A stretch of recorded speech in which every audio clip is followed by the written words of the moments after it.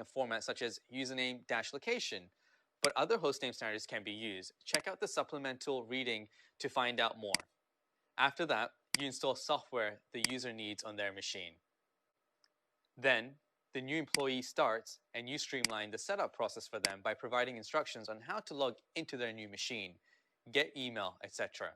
Eventually, if a computer sees a hardware issue or failure, you look into it and think through the next steps. If it's getting too old, you'll have to figure out where to recycle it and where to new hardware. Finally, if a user leaves the company, you'll also have to remove their access from IT resources and wipe the machine, so that you can eventually reallocate it to someone else. Imaging. Installing software and configuring settings on a new computer can get a little time-consuming. In a small company, you don't do it often enough where it makes much of a difference. But in a larger company, a time-consuming process just won't cut it. You'll have to learn automated ways to provision new machines so that you only spend minutes on this and not hours. Luckily for you, we discuss how to do this in the next course of IT automation. See, we got you covered.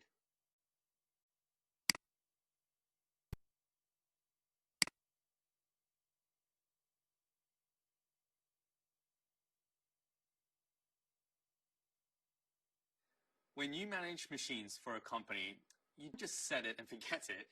You have to constantly provide updates and maintenance so that they run the latest secure software. When you have to do this for a fleet of machines, you don't want to immediately install updates as they come in. That would be way too time consuming. Instead, to effectively update and manage hardware, you do something called batch update. This means that once every month or so, you update all your servers with the latest security patches. You have to find time to take their services offline, perform the update, and verify that the new update works with the service.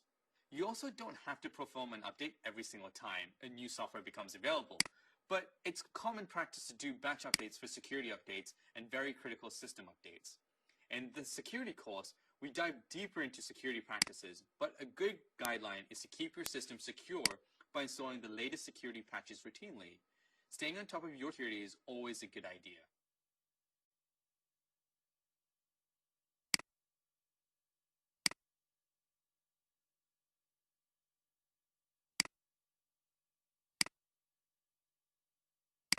Not only do sysadmins in a small company work with users and computers, they also have to deal with printers and phones too. Whether your employees have cell phones or desk phones, their phone lines have to be set up. Printers are still used in companies, which means they have to be set up so employees can use them. Sysadmins might be responsible for making sure printers are working, or if renting a commercial printer, they have to make sure that